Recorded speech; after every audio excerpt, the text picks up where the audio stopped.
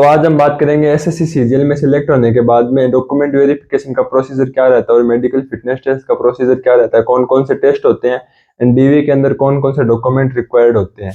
Hello everyone, मेरा नाम है दिवाकर पारिक और मैं एसएससी सीजीएल 2025 से ऑफिस सुपरिटेंडेंट इनकम टैक्स की पोस्ट पे सिलेक्टेड हूँ। तो मुझे अभी अहमदाबाद जोन अलॉट हुआ था एंड उसके अंदर रिसेंटली मेरा document verification and medical fitness test था।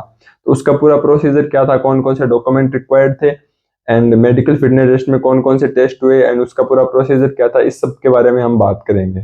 तो सबसे पहले लगभग 30-31 तारीख के आसपास मुझे इनकम टैक्स अहमदाबाद की तरफ से एक मेल आता है जिसके अंदर लिखा हुआ था कि आपको 8 तारीख को आयकर भवन अहमदाबाद में रिपोर्ट करना है, जिसमें आपका डॉक्यूमेंट वेरिफिकेशन है एंड साथ ही उसमें लिख रखा था कि आपको कौन कौन से डॉक्यूमेंट अपने साथ लेके आने हैं एंड कौन कौन से फॉर्म है जो फिल करके लाने हैं, किस किस गेजेटेड ऑफिसर के उस पर साइन करवा के लाने हैं।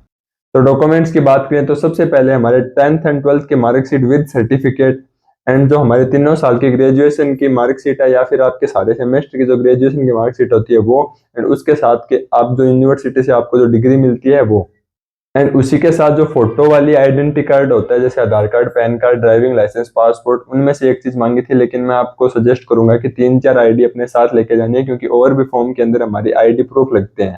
एंड इसी के साथ अगर किसी का कास्ट सर्टिफिकेट है तो उसे अपना ओरिजिनल कास्ट सर्टिफिकेट अपने साथ कैरी करना था एंड किसी का ईडब्ल्यूएस वगैरह है तो उसको उसका सर्टिफिकेट अपने साथ कैरी करना था। एंड जो ऑलरेडी सर्विस में या सर्विंग है उनको अपना एनओसी वगैरह साथ में कैरी करना था। उनको ये सब चीजें तो खुद की पता ही होगी। खास करके ध्यान रखना जो ईडब्ल्यूएस एंड कास्ट सर्टिफिकेट है वो जो नोटिफिकेशन में डेट मेंशन कर रखी है उस हिसाब से आपने बनवाया हुआ। ये तो हो गई ओरिजिनल डॉक्यूमेंट्स की बात। उसके साथ में जो कुछ फॉर्म और सर्टिफिकेट वगैरह थे उसके बारे में बात करें तो सबसे पहले था अटेस्टेशन फॉर्म, जिसके अंदर लगभग हमारी पूरी डिटेल, हमारी पूरी फैमिली की पूरी डिटेल थी। उसकी 3 कॉपी हमें फिल करके ले जानी है। एंड एक था कैरेक्टर सर्टिफिकेट जिसके ऊपर हमें 3 गजेटेड ऑफिसर, एक उनके हायर अथॉरिटी के जो गजेटेड ऑफिसर हैं उनके सिग्नेचर एंड एक डीएम या एसडीएम के उसके अंदर सिग्नेचर करवाने थे। एक था आइडेंटिटी सर्टिफिकेट जिसके ऊपर भी हमें एक गजेटेड ऑफिसर के सिग्नेचर करवाने थे एंड एक था एक मैरिटल स्टेटस का सर्टिफिकेट जिसपे हमें खुद को सेल्फ अटेस्ट करना था। तो हमें ये सारे डॉक्यूमेंट अपने साथ कैरी करने थे। जितने भी ओरिजिनल डॉक्यूमेंट है उनकी 3 या 4 जेरोक्स कॉपी एंड जो अटेस्टेशन फॉर्म वगैरह, कैरेक्टर सर्टिफिकेट वगैरह, इनकी भी 3 या 4 जेरोक्स कॉपी साथ में कैरी करनी थी। साथ में लगभग आपको 5 या 10 अपनी ओरिजिनल जो फोटो होती है वो जो रिसेंट में आपने खिंचवाई है वो आपको अपने साथ में कैरी करनी थी। तो बात करें डीवी वाले दिन की एंड उस दिन पूरा प्रोसीजर क्या रहा, तो 8 तारीख को मैं लगभग 10 बजे आयकर भवन अहमदाबाद पहुंच गया था। वहां पे हमारा डीवी था जो चाणक्य हॉल है वहां पे। तो वो हॉल अंडरग्राउंड में एक सुंदर सा हॉल था जो शायद कॉन्फ्रेंस रूम या मीटिंग के लिए कोई रूम बनाया गया था। बहुत ही एस्थेटिक सा सुंदर सा रूम था जिसकी क्लिप मैं यहाँ पे लगा दूंगा। उसके बाद में हमें ब्रीफ कर दिया गया कि पूरे दिन में कैसे कैसे प्रोसीजर रहने वाला, आपको कौन कौन से डॉक्यूमेंट कैसे कैसे सीक्वेंस के अंदर लगाने हैं, कितनी उनकी जेरोक्स कॉपी सेल्फ अटेस्टेड करके लगानी है, ये सब चीजें। उसके बाद में एक एक करके बंदे को बुलाया गया जिसमें सीरियल नंबर थे। आई थिंक सीरियल नंबर हमारी रैंक के हिसाब से थे। मेरा सीरियल नंबर 174 था। मेरे जोन है उसके अंदर रैंक 174 है। इस हिसाब से एक एक करके बंदे को बुलाते गए। मेरा जो टर्न था लगभग 2 बजे आया एंड जो डीवी का प्रोसेस था वो बहुत ही स्मूथ था। मतलब मेरा नंबर आया 5 या 7 मिनट के अंदर पूरा प्रोसेस है वो कंप्लीट हो गया। उसके बाद हमें वापस डीवी के रीवेरिफिकेशन के लिए बुलाया गया एंड रीवेरिफिकेशन का भी 2-3 मिनट के अंदर पूरा प्रोसीजर हो गया। बहुत ही स्मूथ प्रोसेस था। किसी भी बच्चे को वहां से बाहर नहीं कर रहे थे। किसी के पास कोई डॉक्यूमेंट कम है, कोई डॉक्यूमेंट में लैग कर रहा है, किसी का कोई डॉक्यूमेंट नहीं बना है तो उसके लिए उनको टाइम दिया गया था कि आप बाद में मेल से डॉक्यूमेंट भेज सकते हैं एंड जब आप ज्वाइनिंग करने के लिए तो अपने साथ ओरिजिनल डॉक्यूमेंट लेके आ जाएं। एंड किसी का जैसे एनओसी वगैरह भी बच रखी थी उनको भी उसके लिए टाइम दे दिया गया। एंड किसी के अगर डॉक्यूमेंट्स के अंदर नाम मिसमैच थे कि किसी एक डॉक्यूमेंट में अलग नाम दूसरे में अलग नाम, तो उसके लिए भी उनको एफिडेविट बनवा लेना था एंड एफिडेविट वहां पे दे देना था। एंड अगर उस टाइम एफिडेविट नहीं है तो आप एफिडेविट बाद में भी जमा करा सकते हैं। बहुत ही कोऑपरेटिव स्टाफ था। अगर आपने एग्जाम क्लियर किया तो आपको किसी भी बंदे को वहां से बाहर नहीं करेंगे।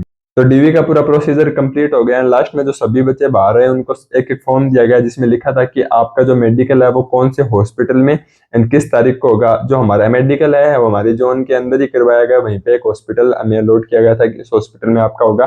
बाकी ये जोन वाइज अलग अलग है। कुछ जोन वाले बोलते हैं कि आप अपने होम डिस्ट्रिक्ट से बनवा के ले आ सकते हैं, तो ये जोन वाइज वेरी करता है। तो मुझे 11 तारीख की डेट मिली थी कि सिविल हॉस्पिटल असरवा में मुझे 11 तारीख को रिपोर्ट करना है। वहाँ पे मेरा पूरा मेडिकल प्रोसीजर कंप्लीट करवा के मेडिकल सर्टिफिकेट लेना है। तो बात करते हैं मेडिकल फिटनेस टेस्ट के पूरे प्रोसीजर के बारे में, जिसके अंदर बहुत सारी कॉम्प्लिकेशंस आई जिसमें वो टाइम भी लगाया मुझे। पूरे 2 दिन उसके अंदर बनवाने में मुझे पूरा टाइम लग गया था। तो सबसे पहले तो आपको एक पर्ची वगैरह कटवा लेनी है एंड टोकन नंबर वगैरह ले लेनी है। फिर आरएमओ के ऑफिस से आपको एक फॉर्म मिलेगा जिसके अंदर अलग अलग टेस्ट के सेक्शन बने होंगे कि आपको कौन कौन से टेस्ट करवाने हैं। एंड उस पे एक साइड के अंदर था कि डॉक्टर से यहाँ पे स्टैंप लगानी है एंड सिग्नेचर वगैरह करवानी है एंड उनसे वेरीफाई करवाना है। तो वो फॉर्म दे दिया गया। उसके अंदर लगभग 9 हमारे टेस्ट थे। जो सबसे पहले टेस्ट था एक्सरे का, उसमें हमारे चेस्ट का एक्सरे किया गया। एंड जो दूसरा टेस्ट था वो ईसीजी का टेस्ट था, जिसके अंदर ईसीजी करवाओ एंड डॉक्टर से साइन वगैरह करवा के उनसे मोर वगैरह लगवा लो।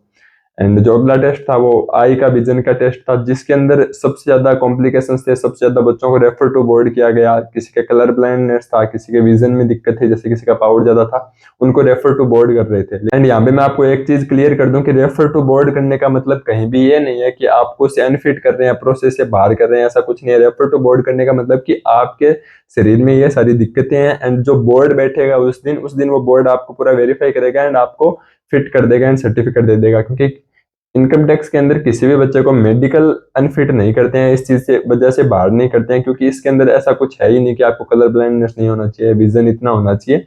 वो बस हॉस्पिटल वाला अपना प्रोसीजर करते हैं कि भाई हाँ इस बच्चे की ये दिक्कत है एंड बाद में बोर्ड है जो उसको वेरीफाई कर देता है। एंड आई टेस्ट के बाद में था एक ईएनटी था, ईयर नोज एंड टीथ का टेस्ट था। उसके बाद में एक ऑर्थोपेडिक टेस्ट था जिसके अंदर हमारे बॉडी की मूवमेंट वगैरह करवा के देखते हैं कि हाँ बॉडी के सभी पार्ट्स हड्डियां वगैरह सही है, जो एक नॉर्मल सा प्रोसीजर होता है। उसके बाद में एक सर्जिकल टेस्ट था जिसमें देखते हैं कि कहीं पे भी बॉडी में सर्जरी वगैरह नहीं हुई है, या पाइल्स वगैरह देखते हैं कि वो नहीं है, या वेरिकोज वेन वगैरह नहीं है।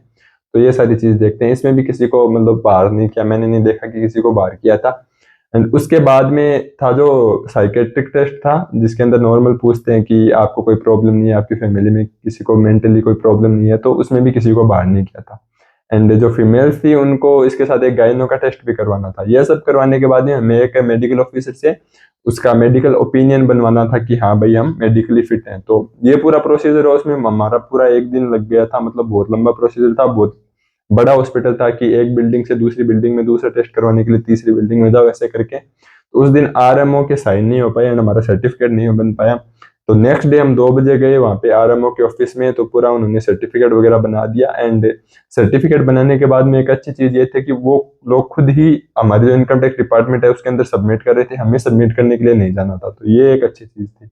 तो ये पूरा मेडिकल का प्रोसीजर था। आप लोगों की एक चीज मैं दोबारा क्लियर कर देता हूँ कि अगर आप एग्जाम क्लियर करके आए हैं तो मेडिकल में डॉक्यूमेंट वेरिफिकेशन में वो पूरी कोशिश करते हैं आपको किसी भी स्टेज पे बाहर नहीं करेंगे। मतलब कोई भी डॉक्यूमेंट वगैरह तो आप बाद में उसको सबमिट करवा देना, मेडिकली भी आपको कोई दिक्कत है तो वो एट द एंड आपको फिट कर ही देते हैं। तो बस आप अपनी पढ़ाई पे ध्यान दो, मेडिकल वगैरह की डीवी वगैरह की ज्यादा चिंता मत करो। बस जो सर्टिफिकेट वगैरह बनाओ वो डेट के हिसाब से बनवा लेना। तो ये पूरा मेडिकल का एंड डीवी का पूरा प्रोसीजर था। एंड साथ ही एक चीज और क्लियर कर देता हूँ कि ये इनकम टैक्स डिपार्टमेंट का प्रोसीजर था। लगभग सभी डिपार्टमेंट का ये प्रोसीजर रहता है, लेकिन कुछ कुछ जो डिफरेंस होते हैं अलग अलग डिपार्टमेंट के प्रोसीजर में। एंड साथ ही जो मेरा जोन था उसका ये प्रोसीजर था। थोड़े थोड़े अलग अलग जोन में भी अलग अलग प्रोसीजर के डिफरेंस होते हैं। तो ये सारा प्रोसेस मैंने आपको बता दिया। अब अगर आपको डीवी से रिलेटेड, कोई डॉक्यूमेंट से रिलेटेड या मेडिकल से रिलेटेड कोई भी अगर आपको डाउट है तो आप कमेंट कर देना। मैं पूरी कोशिश करूंगा कि आपका डाउट है जो मैं सोल्व कर दूं। एंड अगर आपको ये वीडियो हेल्पफुल लगी या आपको थोड़ी भी इंफॉर्मेटिव लगी तो वीडियो को लाइक कर देना, एक अच्छा सा कमेंट कर देना एंड वीडियो को शेयर कर देना। साथ ही चैनल को सब्सक्राइब कर देना। साथ ही मेरा इंस्टाग्राम एंड टेलीग्राम का लिंक है जो बायो में दे रखा है, आपको यहाँ पे दिख रहे होंगे, उनको आप ज्वाइन कर सकते हैं। वहाँ पे मैं छोटे छोटे मतलब वीडियोस वगैरह, रील्स वगैरह डालता रहता हूँ रेगुलर, उस पर अपडेटेड रहता हूँ। एंड टेलीग्राम पे जो पीडीएफ वगैरह है नोट्स वगैरह की वो मैं डालता रहता हूँ, तो आप वहाँ पे जाके ज्वाइन कर सकते हैं। आपको थोड़ी अपनी प्रिपरेशन के अंदर उससे हेल्प मिल सकती है। आप लोगों के साथ एक चीज शेयर करना चाहता हूँ कि अभी भी मेरे इंस्टाग्राम पे 10,000 फॉलोवर कंप्लीट हो चुके हैं, तो उसके लिए आप सभी लोगों का बहुत ज्यादा थैंक यू। एंड साथ ही मेरे यूट्यूब पे भी 10,000 सब्सक्राइबर कंप्लीट होने वाले हैं, तो चैनल को सब्सक्राइब कर देना। 10,000 सब्सक्राइब पे एक बहुत अच्छा सरप्राइज आने वाला है, एक बहुत बड़ा गिव अवे आने वाला है। तो इसी तरह प्यार देते रहें, चैनल से जुड़े रहें। Thank you so much for watching.